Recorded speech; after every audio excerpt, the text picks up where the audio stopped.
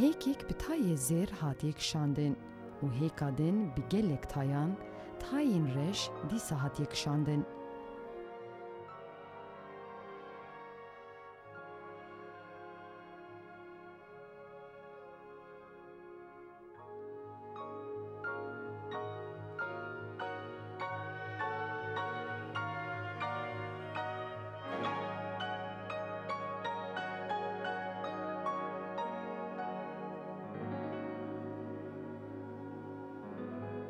Gelo ku tu hêka zêr ya bihêz berdî ewî li a din xe yan na?